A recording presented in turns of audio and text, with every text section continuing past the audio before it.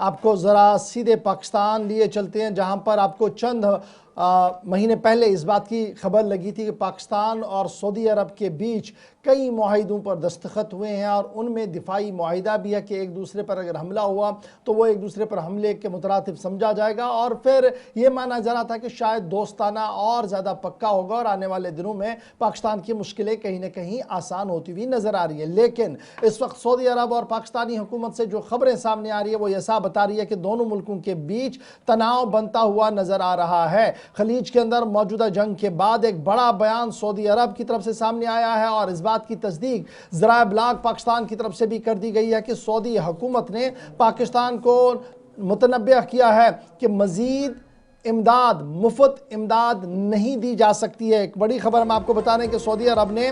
اپنے financial support جو پاکستان کو دیا جاتا تھا اس میں مزید سختی کرنے کا فیصلہ لے لیا ہے۔ ریاض کی طرف سے یہ صاف کر دیا گیا ہے، حکومت سعودی عرب کی طرف سے یہ صاف کر دیا گیا ہے کہ پاکستان کو اکنامک ریفارمز کی بہت اشد ضرورت ہے، اور اگر وہ اکنامک ریفارمز نہیں کرتے ہیں تو مزید کوئی ایڈ انہیں نہیں دیا جائے گا۔ اس وقت پاکستان کی اکنامی جو ہے، معیشت جو ہے وہ بری طرح سے متاثر ہو رہی ہے، قرضہ ہر دن بڑھ رہا ہے، اور تمام نظریں امداد پر ہیں، چاہے وہ امداد زکوٰۃ، خیرات یا دیگر طریقوں سے ملے۔ کسی نہ کسی طریقے سے وہ امداد لینا چاہتے تھے سعودی عرب سے، لیکن اطلاعات اور خبر یہ ہے کہ سعودی حکومت نے باضابطہ طور پر مزید فراخ دلانہ امداد دینے سے صاف منع کر دیا ہے، اور کہا کہ بار بار امدادیں نہیں دی جا سکتی ہیں، اور پاکستان کو اپنے پاؤں پر خود بھی کھڑے ہونا چاہیے۔ ایک طرف سے یہ خبر ہے۔ دوسری بات جو سامنے آ رہی ہے وہ یہ ہے کہ آئی ایم ایف کا پریشر بھی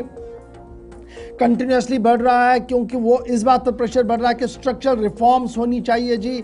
جو فائنینشل ڈسپلن ہے اس میں ایک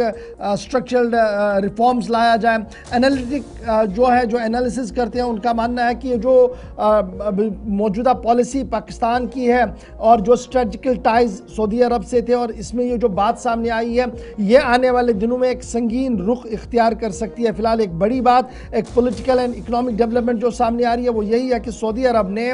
اپنے فائنینشل سپورٹ جو پاکستان کو دیا جا رہا تھا اسے کلیئر کر دیا ہے کہ مزید امداد ایسے نہیں دی جائے گی جیسے پاکستان چاہتا ہے۔ امداد دے کر اپنے پاؤں پر کھڑا ہونا سیکھا جائے، یہ پاکستان کو بتایا گیا ہے۔ سعودی حکومت کی طرف سے یہ کہا گیا کہ انکنڈیشنل فائنینشل ایڈ جو ہم پاکستان کو بار بار دے رہے ہیں، اور یہ شاید موجودہ وقت میں مشکل بنے گا۔ اب یہ موجودہ وقت میں مشکل کیوں بنے گا؟ اس وقت خلیج کے اندر جو صورتحال بنی ہے، مشرق وسطیٰ کی جو صورتحال بنی ہوئی ہے وہ کسی سے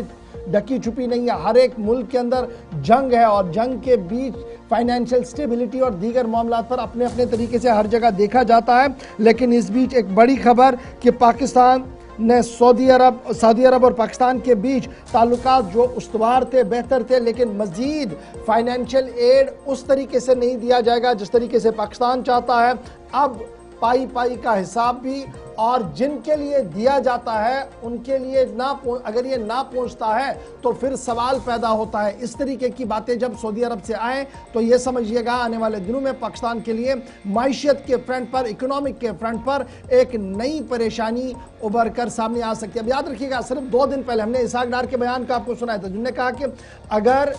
امریکی امداد نہ آئے ہمارے وینٹیلیٹر اسپتالوں کے بند ہوں گے، تیل کے بل ہم نہیں دے پائیں گے، اور صورتحال انتہائی خراب ہوگی۔ یہ ملک کے نائب وزیر اعظم ہیں، فائنانس منسٹر، وزیر دفاع رہ چکے ہیں، اور ان کا جب اس طریقے کا بیان ہو، یہ سینٹ کے اندر اور سینٹ کے باہر بھی دیا گیا، تو ان بیانوں کے بیچ ایک اہم اور بڑی خبر کہ سعودی عرب نے اپنے فائنینشل ریسورس کو کرٹیل کرنے کی بات کہی ہے، اور کہا کہ امداد ملے گی، لیکن اب سعودی کے طرز عمل پر ملے گی کہ آپ نے کیسے خرچ کرنا ہے، اور اپنے مینجمنٹ کو، فائنینشل مینجمنٹ کو آپ نے اور زیادہ درست کرنا ہوگا۔ یہ پہلی خبر تھی۔